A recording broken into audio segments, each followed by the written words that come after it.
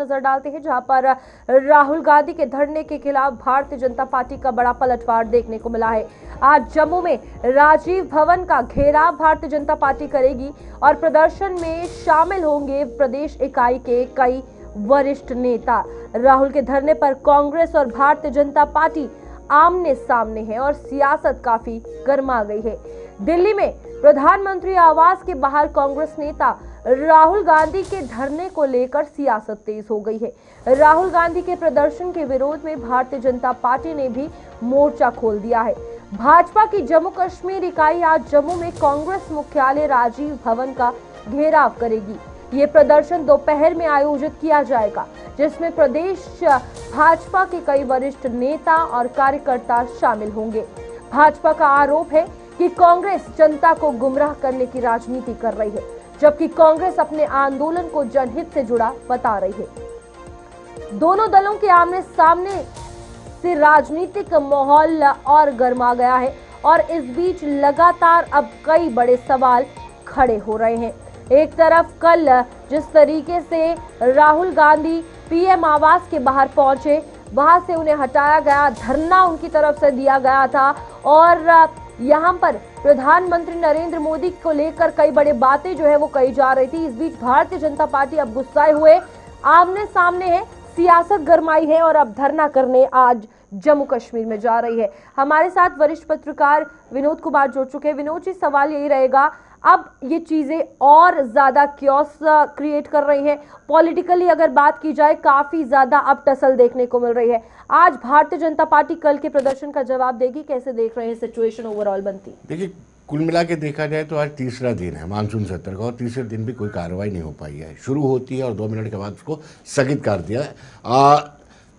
अब जब कल कांग्रेस ने प्रदर्शन किया था पीएम आवास के बाद, उसके बाद से बीजेपी ने ये मन बना लिया था कि वो अब कांग्रेस के खिलाफ प्रदर्शन करेगी। अब पूरे देश में ये प्रदर्शन हो रहा है और आज जम्मू में जो कांग्रेस का पीसीसी का मुख्यालय है उसका घेराव बीजेपी के लोग करेंगे।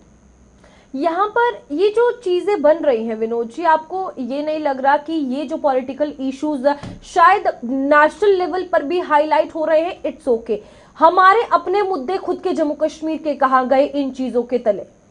देखिए, ये बहुत बड़ा और अच्छा सवाल आपने पूछा कि जंतर मंतर में प्रदर्शन करने की बात की थी, वहाँ पे अनुमति नहीं मिली और फिर उन्होंने जेके हाउस जो है दिल्ली में, वहाँ से प्रदर्शन शुरू किया और फिर कॉन्स्टिट्यूशनल क्लब में एक कार्यक्रम किया।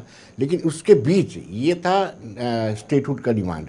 लेकिन उसके साथ साथ हम ये देखें कि बाकी जो डिमांड्स हैं, जो इन्होंने कहा था कि जो बीजेपी लगातार विरोध कर रही है कि आपने सरकारी नौकरियों को आउटसोर्स कर दिया है, आपने जो वादे किए थे अपने मैनिफेस्टो में कि बिजली मुफ्त देंगे, इतनी बिजली, इतने सिलेंडर देंगे, इतना रोजगार देंगे, वो सारे के सारे इन बड़े मुद्दों में दब गए हैं। और मुझे लगता है कि जब थोड़ा सा भी ईज आउट होगा तो इस सारे मुद्दे दोबारा से खुल करके सामने आएंगे। लेकिन इस वक्त बिल्कुल ये मुद्दे सारे दब गए हैं। कल एक स्टेटमेंट जो है वो मुख्यमंत्री उमर अब्दुल्ला की तरफ से सामने आई थी, वो ये थी कि कांग्रेस ने हमारा पूरा साथ दिया है जो प्रोटेस्ट रहा है।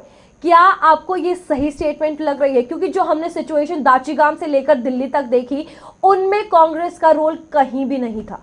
देखिए रूपाली, अगर अपेरेंटली देखा जाए तो कांग्रेस के 2 लोग वहां पर गए थे, तारिक हमीद करा और जी अमीर। अगर कांग्रेस चाहती तो यहाँ 100 लोग लेके जा सकती थी, वहां से भी कुछ दिल्ली से भी उनके कार्यकर्ता आ सकते थे। ये कहना कि पूरा सहयोग दिया है, ये मुझे लगता है कि उचित नहीं हो। हाँ, ये है, अब दाचीगाम से आपने चर्चा शुरू की तो मुझे लगता है कि दाचीगाम में इनको तो बुलाया भी नहीं गया था कांग्रेस वालों को, और जब पहले कांग्रेस ने जंतर मंतर ने प्रोटेस्ट किया था तब एनसी शामिल नहीं हुई थी। तो ऐसा कहना कि पूरा समर्थन दिया है, ये मुझे लगता नहीं उचित है। अच्छा, भारतीय जनता पार्टी और कांग्रेस अब आमने सामने हैं, क्योंकि नेशनल लेवल पर इस तरीके की स्टेटमेंट्स आ रही हैं कि दोनों तरफ पार्टीज की अगर बात करें काफी ज्यादा गुस्सा है।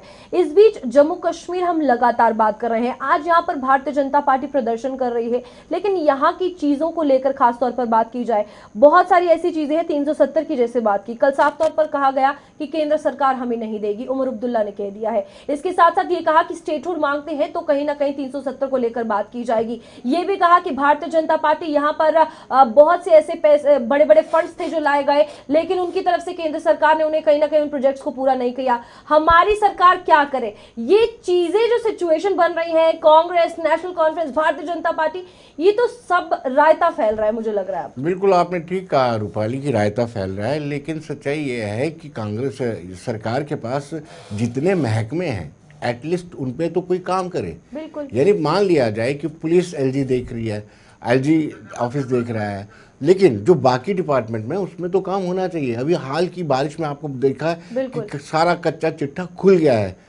पुंछ 3 दिनों से पावर नहीं है वहाँ पे। आपने देखा होगा किस तरीके से पानी वाटर लॉगिंग हो रही है। एक तो होता है नेचुरल क्लैमिटीज, एक इनकी गलतियों की वजह से, बट जो वाटर लॉगिंग होती है मतलब आपने निकासी का काम नहीं किया है। जो महकमे हैं आपके पास हैं एटलीस्ट उन पर काम कर दिए। इसको ढाल मत बनाइए कि एलजी के पास पावर्स हैं या दिल्ली हमें पावर्स नहीं दे रहा है, स्टेटहुड नहीं है। इसको ढाल मत बनाते हुए जो लोगों ने विश्वास करके आपको वोट दिया है उसकी कीमत तो चुकाइए। ठीक है विनोद जी, बहुत बहुत शुक्रिया आपका ज्वाइन करने के लिए। इसी बीच एक और बड़ी खबर